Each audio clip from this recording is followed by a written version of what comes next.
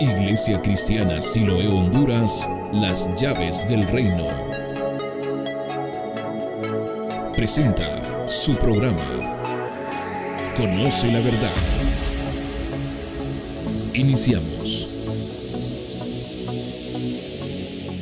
Vamos a repetir nuestra visión o nuestra confesión de fe, que la encontramos en 2 de Timoteo, capítulo 3, verso 16 y 17, que dice: toda escritura es inspirada por Dios y es útil para enseñar, redarguir, corregir e instruir en justicia, a fin de que todo hombre de Dios sea perfecto, enteramente preparado para toda buena obra. Amén. Vamos hoy a la palabra del Señor, y hoy quiero hablar, el Señor me ha inquietado para poder hablar sobre algo de la confianza que debemos tener en Dios. La confianza que debemos tener en Dios. Yo le pregunto, y quiero empezar haciendo una pregunta en esta mañana: ¿cuántos confían en Dios? Si me pueden ayudar para identificar y hacerlo visible levantando la mano, ¿cuántos confían en Dios? Ahora bien, ¿cuántos no confían en Dios? Pues nadie, ¿verdad? Todos levantaron la mano. Entonces, ahora bien, si confiamos en Dios, es porque creemos en un Dios incomparable, en un Dios poderoso, en un Dios vencedor, en un Dios que no pierde batalla, en un Dios fuerte. Amén. Si yo creo que en ese Dios y creo que Dios está conmigo, ¿por qué te afanas? ¿Por qué tienes temor? ¿Por qué tienes angustia? ¿Por qué hay desesperación? ¿Por qué hay duda? Simple y sencillamente porque a Dios lo conocemos por teoría, pero no por experiencia. Y hay una gran diferencia entre conocer a Dios en teoría y conocer a Dios por experiencia. Ahora bien, ¿cómo yo voy a conocer a Dios por experiencia? Porque todo mundo cree en Dios.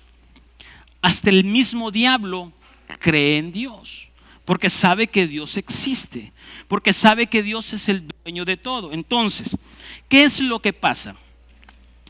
Hoy en día estamos viviendo tiempos peligrosos, como la palabra de Dios lo estipula. Isaías es claro y dice que tinieblas cubrirán la tierra y oscuridad de las naciones. Pero habrá una iglesia que se levanta, habrá una iglesia que resplandezca. Amén. Entonces,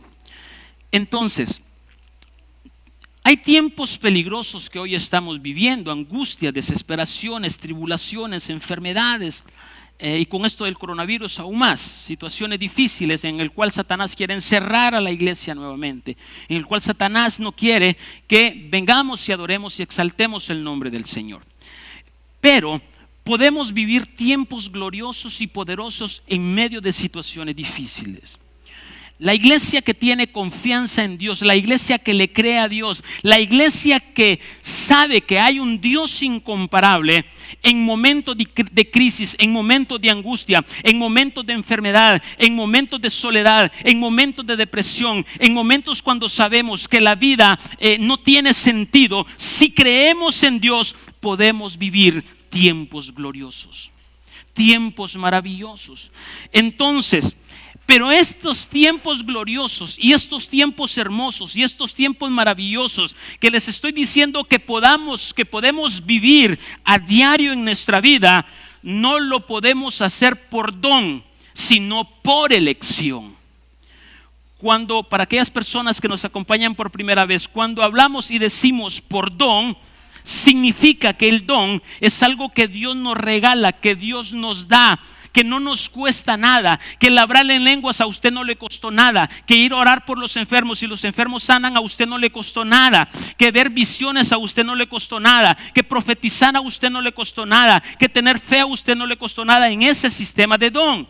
Pero por elección, es por la disposición que usted tenga en su corazón para poder hacer que los tiempos de tinieblas se conviertan en tiempos de gloria, para hacer que las tinieblas retroceden ante la luz de Cristo. Pero eso solo se puede hacer por elección. Y entonces aquí es donde empiezo a explicar cómo nosotros vamos a conocerlo. Si me pone la pantalla, por favor. La estatura.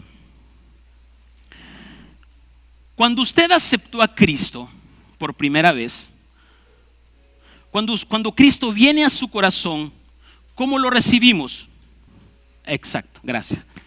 Entonces dice, cuando aceptamos a Jesús como nuestro Salvador, viene y se entra en mi corazón como un corazón nuevo dentro de un corazón viejo.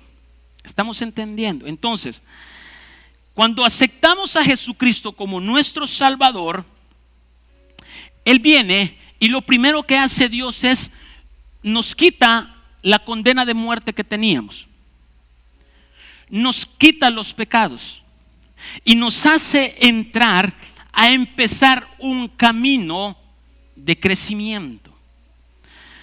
Entonces, viene y se establece en un corazón nuevo. Y en este momento, usted y yo empezamos a tener dos corazones dentro de nosotros. Y usted me puede decir, pero ¿cómo es eso, pastor? ¿Cómo yo puedo tener dos corazones? Y entonces hemos aprendido, y la palabra de Dios establece, Pablo lo explica muy claro y decía, Pablo, yo me rijo por dos leyes, la ley del espíritu y la ley de la carne. Significa el corazón nuevo y el corazón viejo. Entonces cuando usted acepta a Cristo, viene a su corazón, entrona el corazón nuevo que es Cristo dentro del corazón viejo que es el hombre viejo. ¿Quién es el hombre viejo? El hombre amargado, el hombre mentiroso, el hombre murmurón, el hombre quejista, el hombre que por todo se lamenta, el hombre que no le da gracias a Dios, el hombre viejo, el hombre carnal. ¿Estamos entendiendo? Entonces, ¿qué tamaño tiene el corazón nuevo cuando entra a nosotros por primera vez? ¿Qué tamaño tiene? Bueno, lo espiritual, lo natural es figura de lo espiritual. Cuando usted nace por primera vez, pregunto, ¿usted nació con su esposa? ¿Nació con bigote? ¿Nació con barba? ¿Nació gigante? No, nació como un bebé. De la misma forma es cuando un corazón nuevo entra a mi corazón como un bebé. Pero ese bebé tiene que crecer. No es que se va a quedar diciendo ajú todos los días, sino que va creciendo. Un secreto muy importante que la iglesia debe saber es que la salvación hace la diferencia entre una vida eterna y una muerte eterna. Y por eso, desde ahí, tenemos que sentirnos agradecidos y darle gracias a Dios por lo que Él está haciendo. Porque ya nos libra de una muerte eterna. ¿Y cuál es la muerte eterna? Bueno, los que estarán en el lago de fuego, acompañando a Lucifer y su hueste de maldad. Entonces, pero hay algo muy importante, que Jesucristo, cuando fue a la cruz del Calvario, no solo compró la salvación. Él no solo fue a la cruz del Calvario para manifestar, darnos su sangre y ser salvos. No, Él también pagó un precio en la cruz para que nosotros podamos crecer a la estatura del varón perfecto. Y hoy en día muchos nos hemos quedado atollados siendo bebés espiritual, pero no nos gusta tener un crecimiento espiritual. Entonces, la idea de Dios es que ese bebé crezca, madure espiritualmente y se convierta en un padre. Y entonces, en el proceso de crecer el nuevo hombre, el hombre viejo se va a ir transformando, regenerando y convirtiendo. Ahora bien, nuestro viejo hombre, el corazón viejo, lo negro, los malos pensamientos y todo aquello que estamos aprendiendo los miércoles, se va transformando y se va a convertir en la esposa del Cordero. No todos serán la esposa del Cordero. No todos, solo aquellos que su corazón viejo fue transformado, regenerado, convertido al corazón nuevo. Ahora bien, la esposa de Cristo es el corazón viejo transformado. No es el corazón nuevo. El corazón nuevo es Cristo. El corazón nuevo es Cristo dentro de usted. Por lo tanto, Cristo seguirá siendo Cristo aunque usted se convierta o no se convierta. Ahora bien, ¿quién va a ser la esposa del Cordero? La esposa del Cordero es aquel que por elección, ya no por don, decide crecer espiritualmente. Y cuando digo crecer espiritualmente es que mi corazón viejo sea transformado a un corazón nuevo. Ese se convierte en la esposa del Cordero. Entonces la esposa del Cordero es aquel que corazón que es transformado. Amén. Dígale al que tiene la par, no estés equivocado que solo porque nos vayamos en el rapto vamos a ser la esposa del Cordero. No, no es así. En el rapto de la iglesia se van todos. Mire, ahí se van los que van a andar repartiendo el vino, se va el camarógrafo, se van los que van a estar en sonido, se va los que van a llevar los anillos, se va todos, se va el cortejo completo, pero muy pocos serán la esposa del Cordero. ¿Cuántos quieren ser la esposa del Cordero? Amén. Pues entonces, para ser la esposa del Cordero es necesario que mi corazón viejo sea transformado a un corazón nuevo. Sencillo, ¿verdad? Entonces, Efesios capítulo 4 verso 13. Y aquí es donde hay un crecimiento. Y lo dejo esta estatura para que la miren. Este es crecimiento, crecer a la estatura. Porque ahorita lo voy a explicar. Efesios capítulo 4 verso 13 en adelante. Efesios capítulo 4 verso 13. Pablo dijo: hasta que todos lleguemos a la unidad de la fe. Y dice, y del conocimiento del Hijo de Dios, a un varón perfecto, a la medida de la estatura de la plenitud de Cristo. ¿Qué significa entonces este versículo? Dice, yo voy a tener confianza en Dios, pero voy a tener confianza en Dios cuando verdaderamente tengo conocimiento de quién es Dios. No por teoría, sino por elección. Y entonces, ¿por qué Pablo en su palabra, en su carta dice, hasta que todos lleguemos a la unidad, a la medida de la plenitud de Cristo? Y la palabra medida es la palabra metro, y la palabra metro significa que tiene medidas, que tiene crecimiento, que tiene pulgadas, que tiene centímetros. Significa que hay algo en lo cual tenemos que ser medidos. Verso 14 dice, para que ya no seamos niños fluctuantes, llevados por doquiera de todo viento de doctrina, por estratagema de hombre que para engañar emplean con astucia las artimañas del error.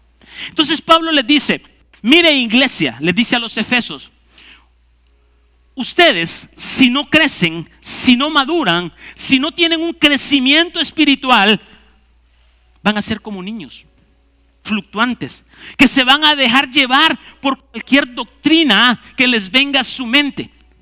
Se van a dejar llevar por emociones, por ambiciones, por seducciones, pero no por tener un conocimiento de la plenitud, de la estatura del varón perfecto.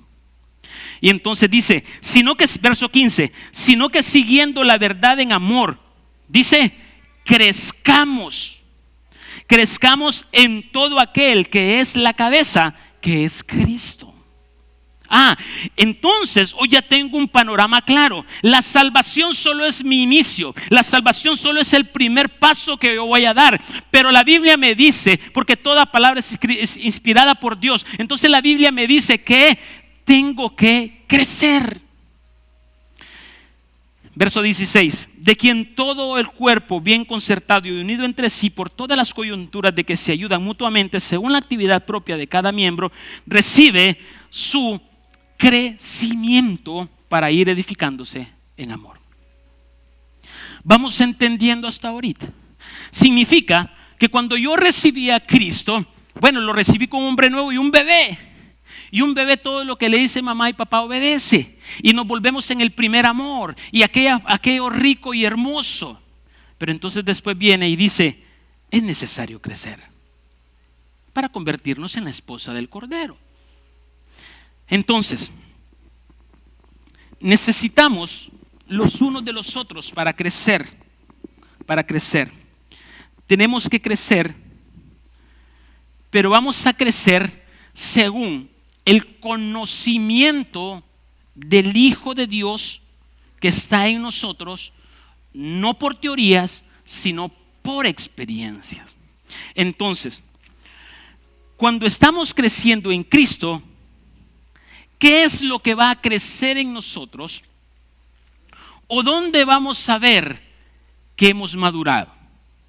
Porque hoy cualquiera puede decirme, no, la verdad que yo soy maduro espiritual. Tengo teología, tengo cursos he recibido 20 discipulados y me lleno la boca de decir que soy experto en conocer la palabra de Dios. Pero el conocer la palabra de Dios no me da ninguna certeza que soy maduro espiritualmente. Ojo con eso. Segunda de Pedro capítulo 3 verso 18 dice. Segunda de Pedro capítulo 3 verso 18 dice, antes bien, y aquí es donde dice, ¿en qué vamos a crecer? Antes bien, creced en la gracia y el conocimiento de nuestro Señor y Salvador Jesucristo. A Él sea gloria ahora y hasta el día de la eternidad. Amén. Entonces viene, perfecto, ya recibimos a Cristo, hicimos una campaña de evangelismo, hicimos algo grande, muchos aceptaron a Cristo, gloria a Dios, ya no se van a estar quemando en el lago de fuego, ya vienen y el corazón nuevo viene y se establece como un bebé en su corazón. Pero entonces viene Pedro, también recalca y dice, bueno, ahora que ya son salvos, bendito Dios, pero ahora entonces creced en la gracia y el conocimiento. Y la palabra gracia es ser agradecido, ser bondadoso, estar gozoso. Significa que cuando yo voy a identificar que soy maduro, es que a pesar de las pruebas, a pesar de mi enfermedad, a pesar de la dificultad, yo voy a estar gozoso, yo voy a estar dándole gracias a Dios. Eso es una persona madura. Pero si yo digo que conozco la palabra de Dios, que conozco a Dios y tengo un problema y empiezo a quejarme, usted no está creciendo. Y esa es la medida que le identifica en qué usted está creciendo. Entonces, dice, crecer en gracia, pero después dice, y en conocimiento. Conocimiento. Y esto es muy importante, crecer en esto para no justificarnos de las metidas de patas que muchas veces damos, de los errores que cometemos. Entonces, cuando dice crecer en conocimiento, no se refiere a teoría, no se refiere a saberme la palabra de Dios, que va a la par. Sí tiene que saberse la palabra de Dios, eso estamos claros, ¿sí? Pero el crecer se refiere a tener una experiencia con la palabra de Dios. Eso es conocimiento. Es que si dice, por un lado viene tu enemigo y por 7 sale huyendo, significa que aunque venga tu enemigo, tú tienes una experiencia y sabes que por 7 va a salir huyendo. En otras palabras, conocerlo es poner en práctica la palabra de Dios. Eso es conocimiento. Conocimiento no es saberme el Salmo 23. Conocimiento no es tener el Salmo 91 abierto en mi casa y tenerlo que cuando usted abre la Biblia está todo polvoso, ya sabe que ahí está el Salmo 91 porque solo abierto pasa. Pero no lo lee, no lo practica, no se lo sabe, solo lo tiene como un amuleto para tener ahí. Jesús es mi pastor, bueno, es el Salmo 23, pero el que habita el abrigo del Altísimo morará bajo la sombra del Omnipotente. Diré yo: Jehová, castillo mío. Pero de eso no sé nada. Entonces conozco la teoría, que hay un Dios vencedor, que hay un Dios imposible, que hay un Dios incomparable, pero pura teoría. La esposa es por crecimiento, no por teoría. Entonces, ¿qué es conocer? Conocimiento es conocer, es tener experiencia, es tocarlo, es ser tangible, es vivirlo. No es apariencia, es sentir que en medio de una tribulación yo duermo bien, yo como bien, yo disfruto, yo me gozo, porque tengo la experiencia que Jehová es mi pastor y que nada me va a faltar.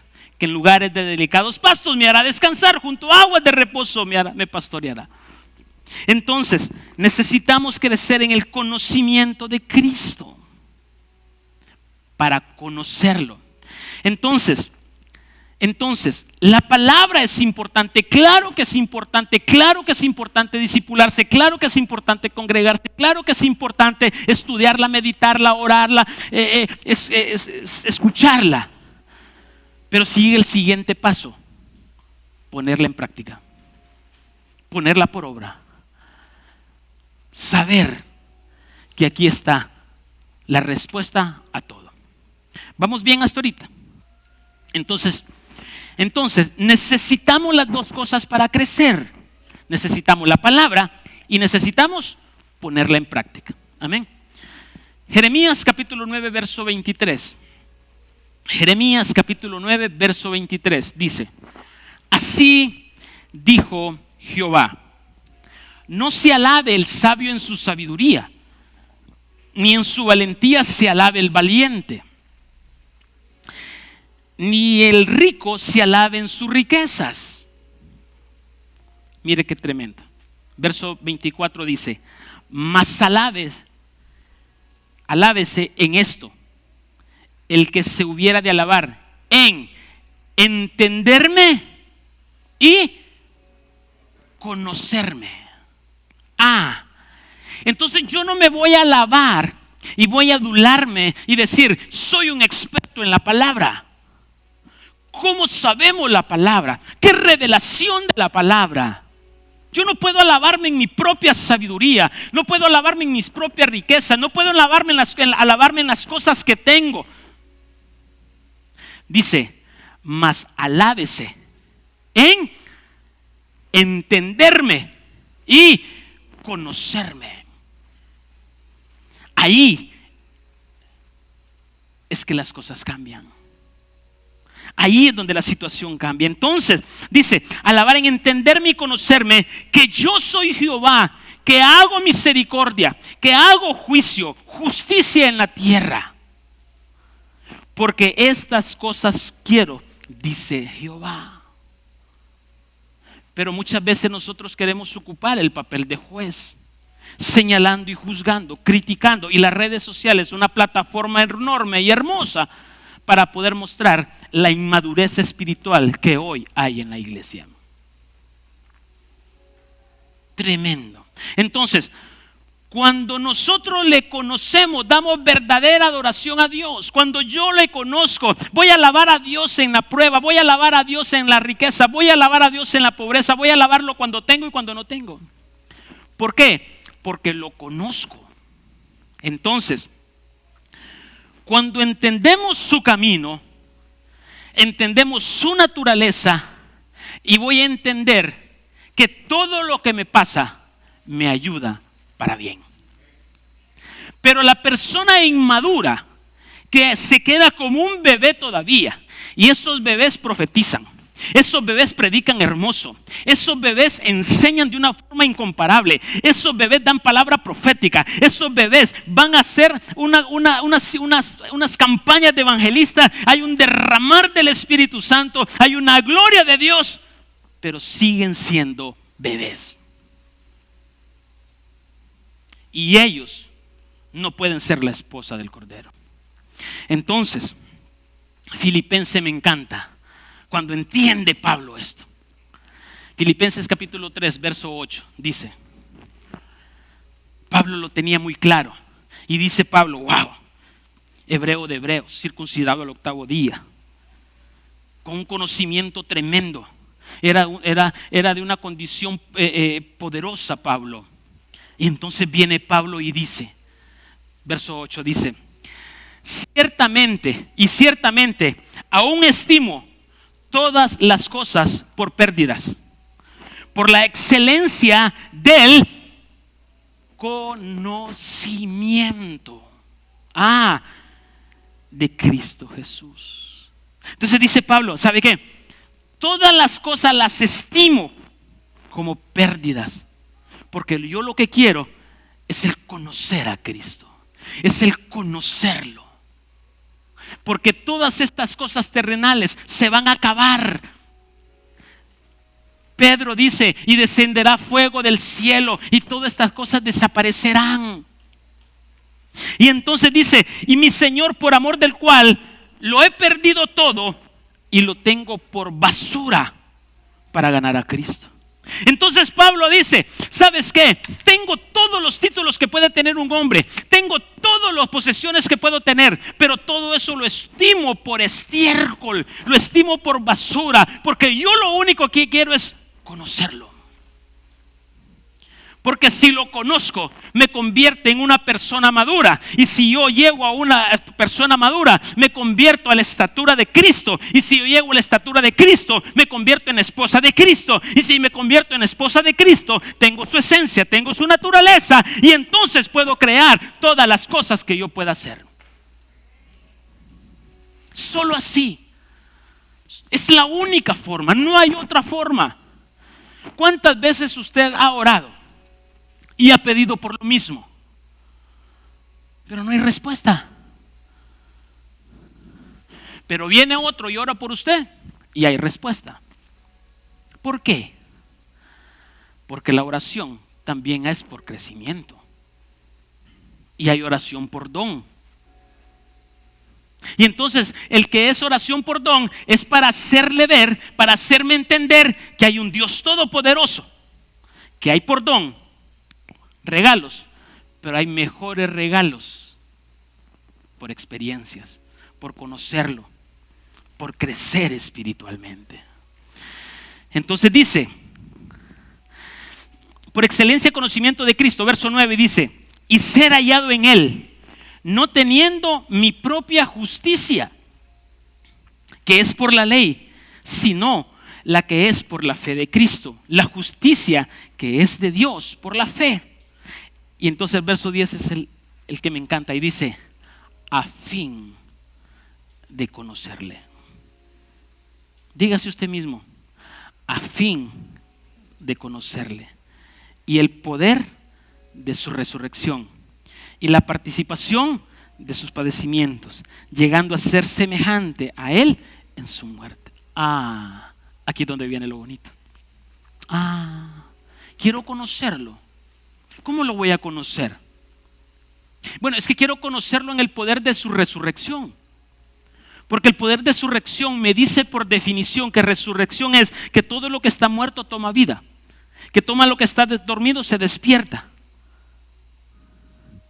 Pero dice, a fin de conocerlo en el poder de su resurrección, pero también dice, conocerlo en el padecimiento que Él tuvo. Pero también dice, llegando a ser semejante a Él en su muerte. ¿Cómo fue Él, Jesucristo, en su muerte? ¿Murmuró? ¿Se quejó? ¿Le dijo a Dios, Dios, ¿dónde estás que me dejas solo? Dios jamás, Jesucristo jamás se quejó. Eso que dicen que está mal escrito en la palabra cuando dice Jehová, Padre, ¿por qué me has abandonado? No es esa la verdadera traducción. En original significa, Padre, para esto tú me has enviado. No se quejó. Pero la mala traducción hoy nos lleva a entender, no, si Jesús se quejó, pues yo me voy a quejar. No, Jesús nunca se quejó. Labá, sabactaní. Padre, para esto tú me has enviado. Para este momento tú me escogiste. Para morir por todos ellos los pecadores. Descender al infierno, arrebatar la llave de la muerte, resucitar al tercer día y recibir todo nombre que es sobre todo nombre, mi amado Jesucristo, en el cual toda lengua confesará que Jesucristo es el Señor. Qué lindo no sería cuando llega Ronnie y todo el mundo dice, con la palabra que él decrete, la palabra se cumple. Que solo pase y los demonios huyan. Hay que padecer con su muerte. Y padecer a su muerte no es que me voy a ir a zampar una pastilla para matarme. No, padecer en su muerte es morir al hombre viejo, morir a ser orgulloso, morir a ser altanero, morir a decir malas palabras, morir a decir mentiras, morir a satisfacer mi deseo de la carne. Eso es morir. Entonces está fácil, ¿o no? Está fácil. Entonces ahí todo el mundo dice, es que morir de los deseos bueno, ya no voy a ver internet porque a altas horas esto es contaminante, entonces ya lo dejo. Morir es, ya no voy a escuchar esta música que ahorita me agrada pero desagrada a Dios. Morir es a eso. Eso es morir.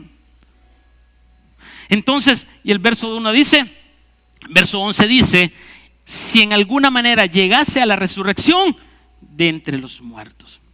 Hay un propósito, hay una meta, si llegamos a ser como Él. Entonces, ¿por qué estamos aquí hoy? ¿Por qué? ¿Cuál es la visión de esta iglesia? ¿Por qué Dios me permitió ser un instrumento no mereciéndolo? Simplemente para conocerle. Para conocer que hay algo más que una salvación. Para conocer que no solo puedo conformarme a venir los domingos a servirle, sino a tener experiencias con Dios. Entonces, ¿qué termómetro tenemos para saber cuánto le conocemos y cuándo no le conocemos? ¿Cómo usted puede decir, yo lo conozco? ¿O cuántas veces podemos decir, no lo conozco? El pastor no se lo va a decir, porque podemos ser apariencia en la iglesia, pero mi esposa sabe quién soy, tremendo pecador, pero creciendo y luchando cada día para buscar de Dios. Entonces,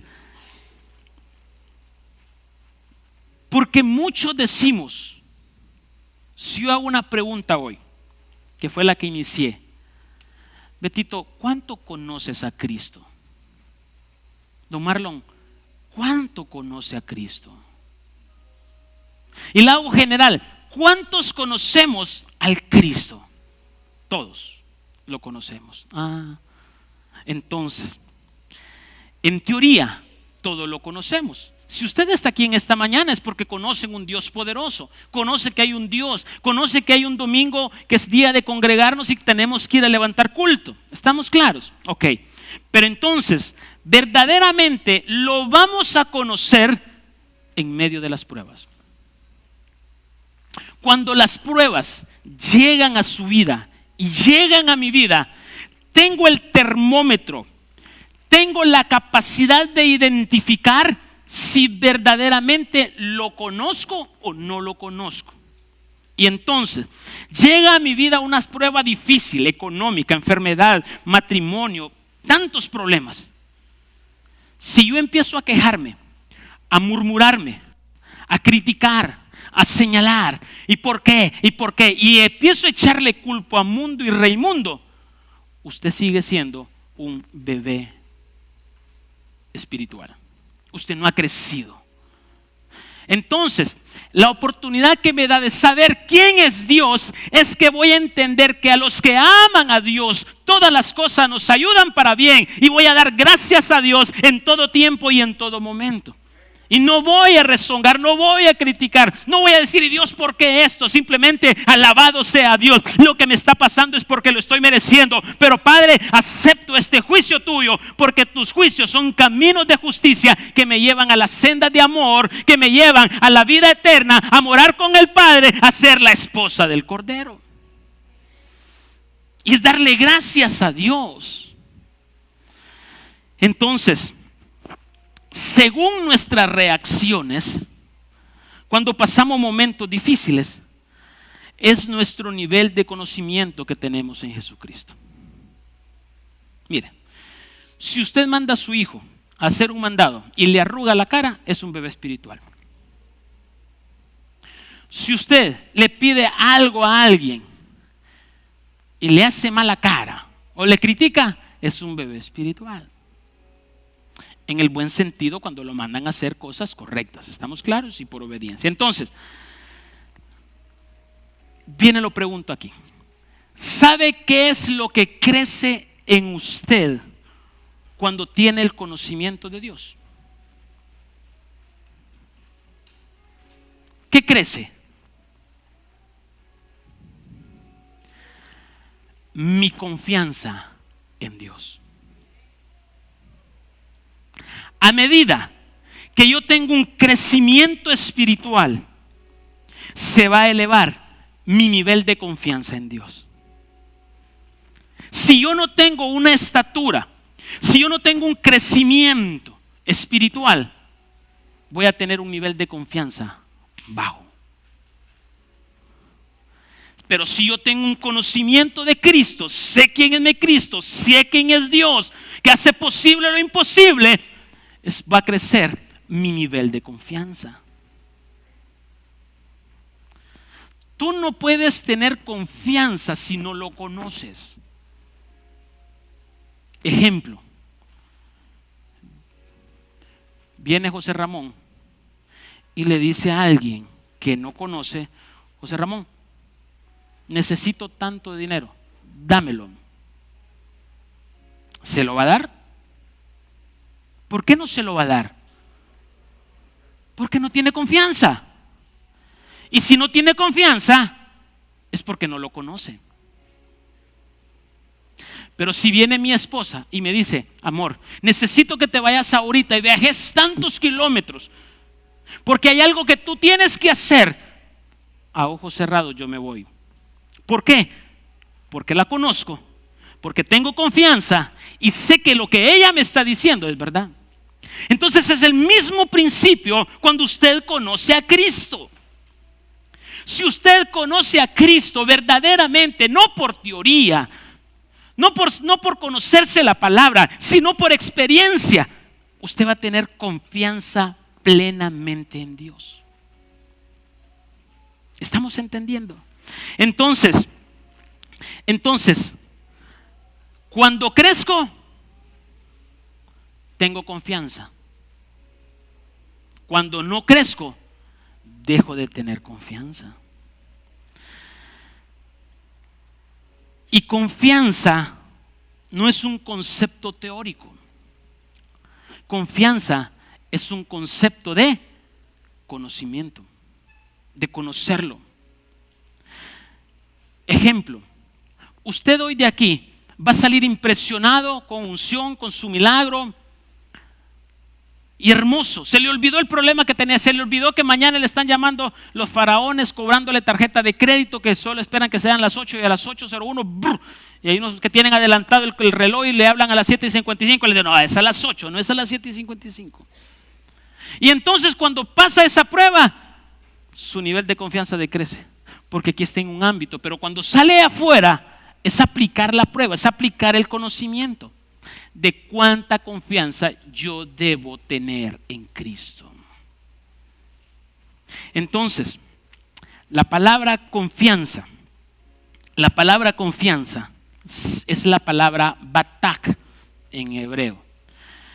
Y significa esto. Correr a refugiarme.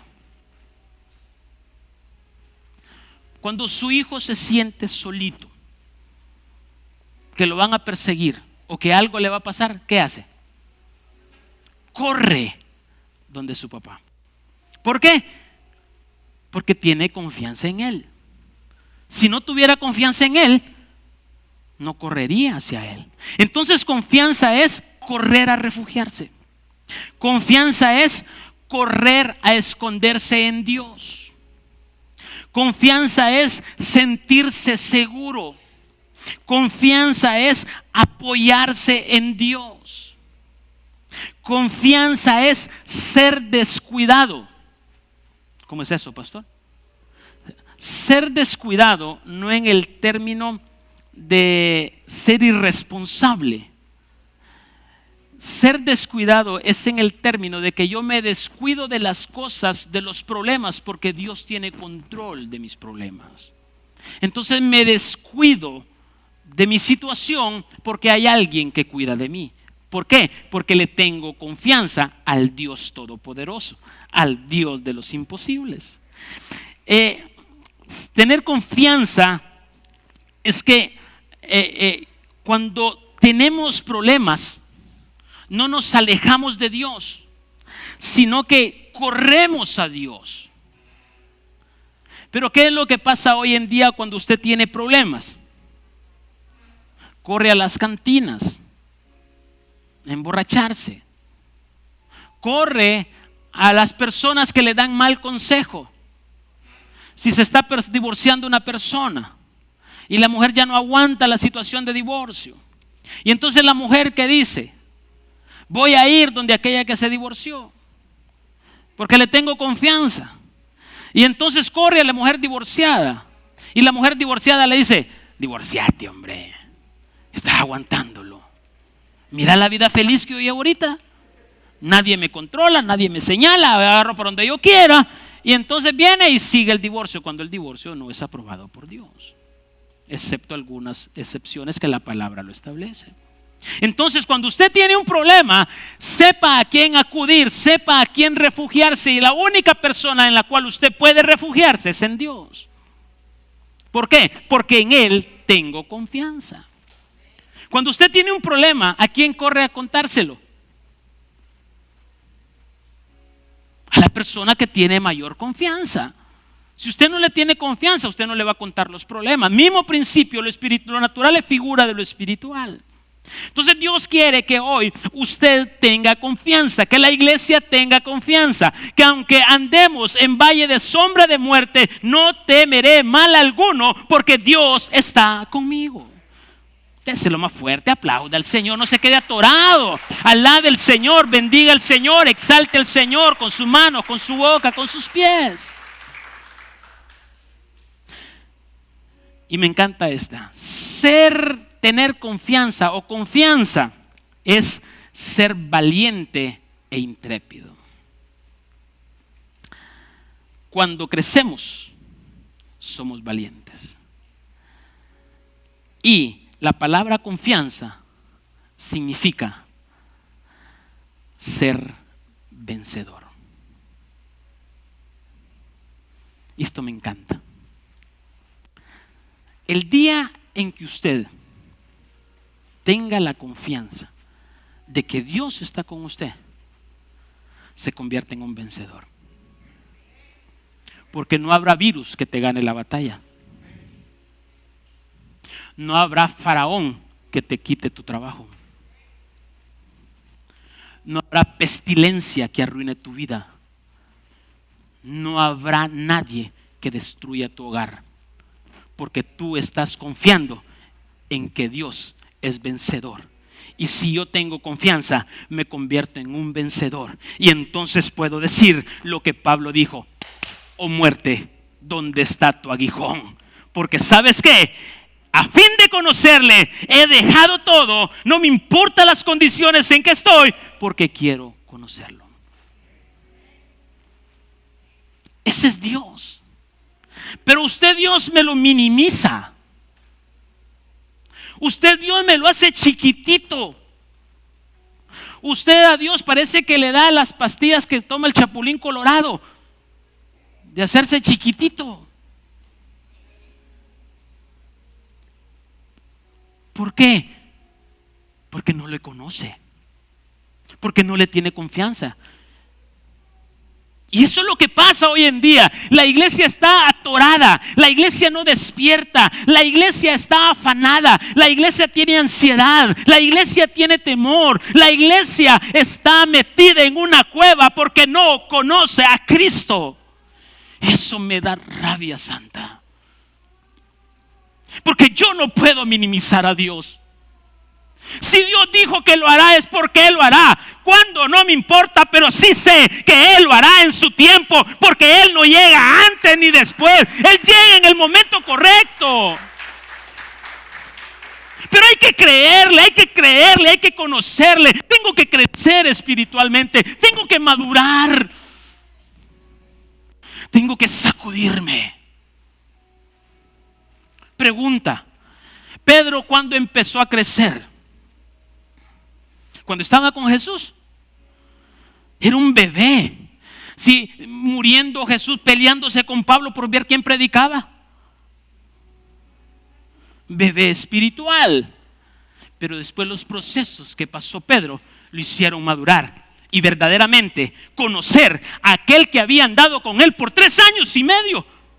Y le dijo: yo soy Jesús. Ya no es por teoría, no es por andar la Biblia bajo el brazo, es por tener la Biblia en mi corazón y aplicarla en mi diario vivir. Eso es conocerle. Entonces,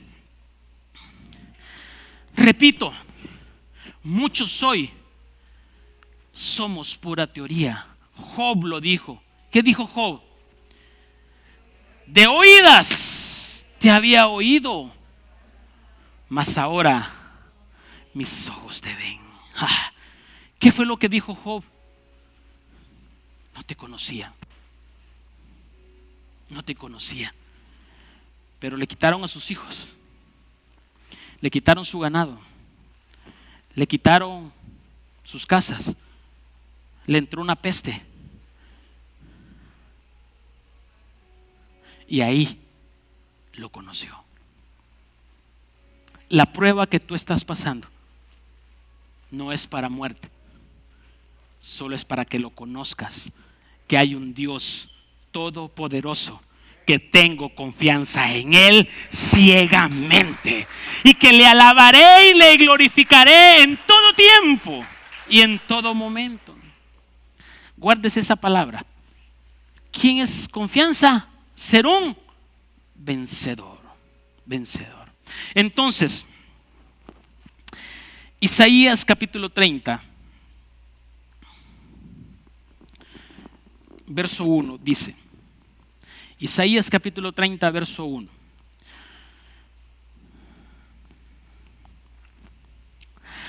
Ay de los hijos que se apartan, dice Jehová, para tomar consejo y no de mí, y para cobijarse con cubierta y no de mi espíritu, añadiendo pecado a pecado.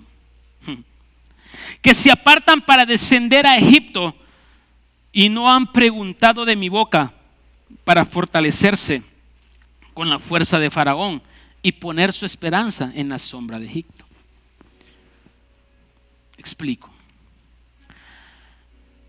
Israel tenía batallas continuas.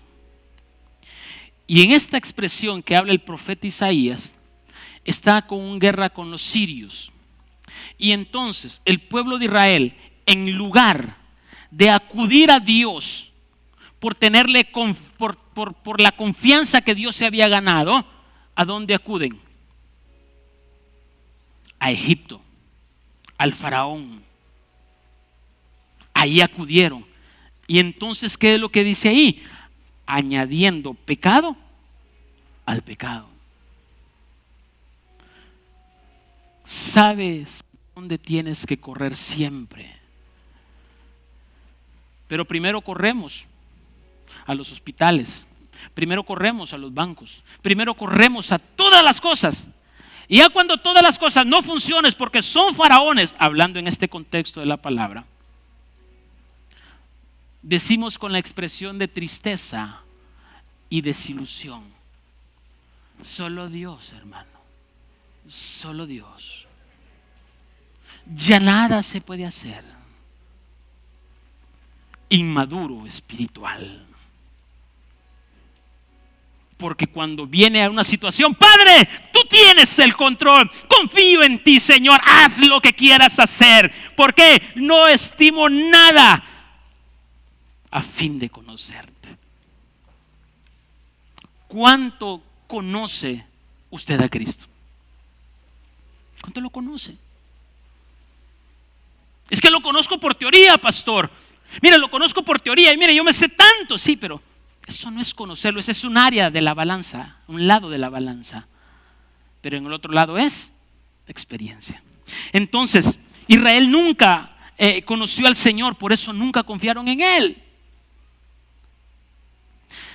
Israel nunca puso la confianza en Dios.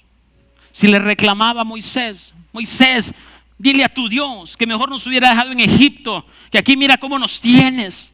Y viendo que lo sacó, lo libró del ángel de la muerte, viendo que en el mar rojo pasaron y que Faraón fue inundado con las aguas de su nombre, y viendo que el Espíritu Santo los guiaba con la luz, con la columna de nube de día y la columna de fuego de noche, y viendo todo eso, y ellos no entendieron porque se quedaron en los atrios, quedaron como bebés espirituales. Pocos entraron. ¿Sabe cuántos entraron a la tierra prometida? De los que salieron de Egipto, 4. Josué, Caleb, Finias y Eleazar. Solo ellos, de los que salieron de Egipto, de las 630,000 familias que salieron de Egipto, solo 4 entraron a la tierra prometida. De ahí los que acompañaban a esas 4 personas que entraron a la tierra prometida son los que nacieron en el desierto. Entonces, tenemos que poner la confianza en Dios. Isaías capítulo 30 verso 15 dice, Isaías 30:15 dice: porque así dijo Jehová el Señor, el Santo de Israel, en descanso y en reposo seréis salvos. Mire qué lindo. En descanso y en reposo seréis salvos. En quietud y en confianza será vuestra fortaleza, y no quisisteis. Pregunto hoy, ¿qué es lo que usted no le deja dormir? Es que mi hermano, no tengo ni cómo pagar la planilla. Es que mira, hermano, no puedo pagar las tarjetas de crédito. Y entonces somos un trompo en la cama de noche, moviéndonos para un lado, moviéndonos para otro. No tenemos quietud. ¿Por qué? Porque no tengo confianza en Dios. Y si no tengo confianza en Dios es porque no le conozco. Y si no le conozco es porque soy un bebé espiritual. Y si soy un bebé espiritual, no puedo ser la esposa del Cordero. Hago una pregunta: ¿cuántos quieren regresar a la tierra después de muerto y volarle la cabeza al anticristo?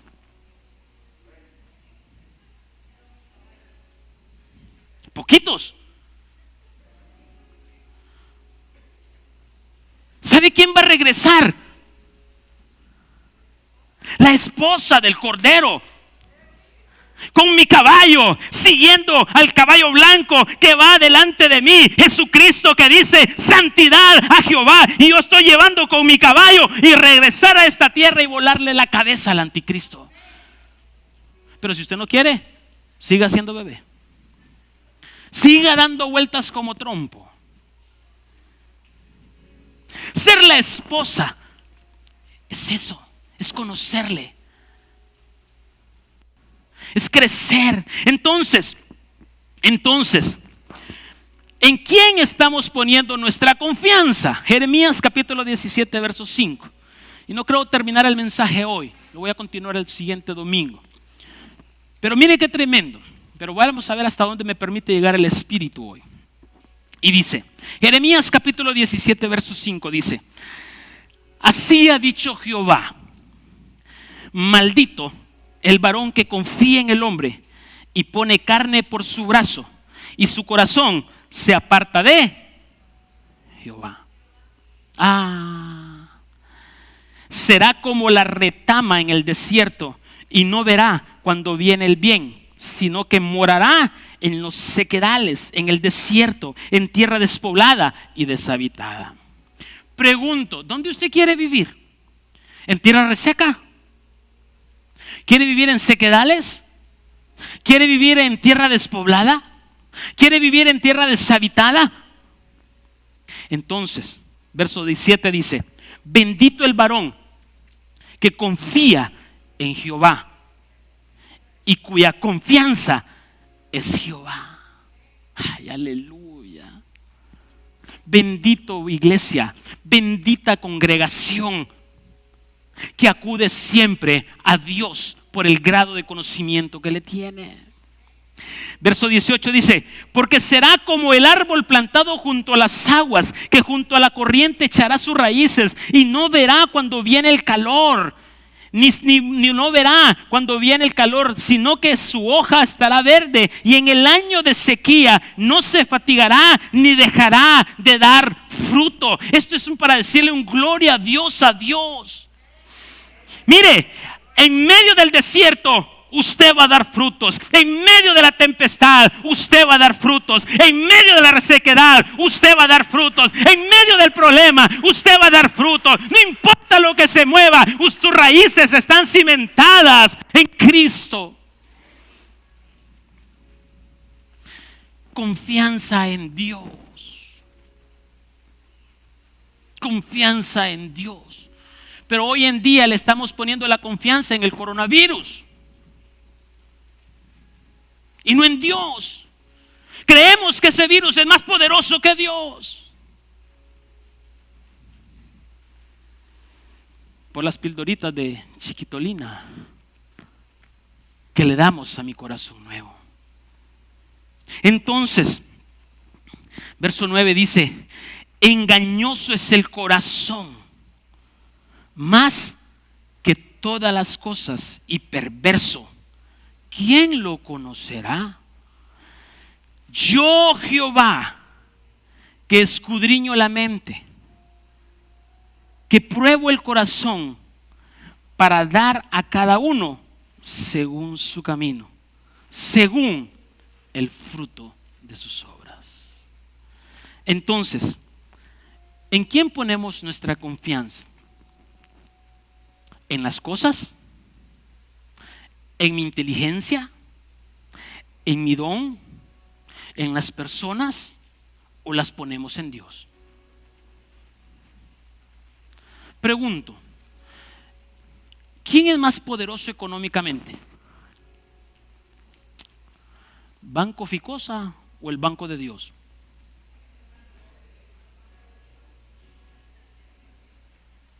¿Y entonces?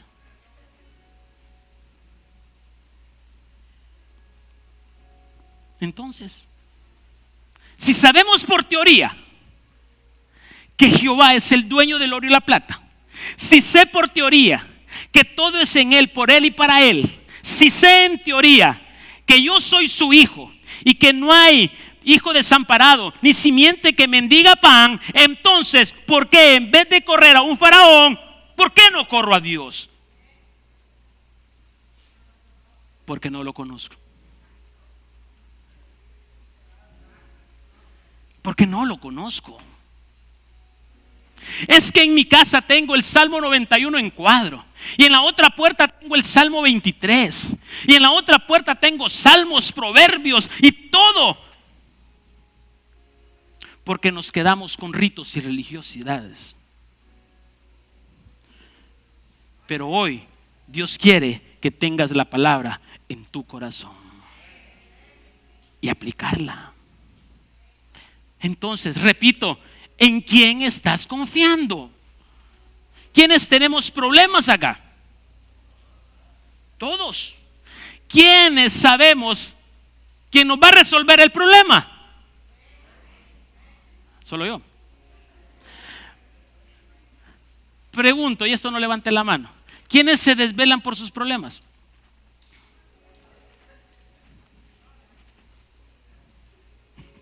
Entonces, no confía en Dios. En teoría, confiamos en Dios, pero en la práctica, no confiamos en Dios. Entonces, en la práctica, yo confío en mis capacidades, en las cualidades de una persona y empiezo a hacer relinchar mi vida. Según nuestras obras, así será nuestro fruto. Entonces, no es por teoría, es por la práctica que dan los frutos.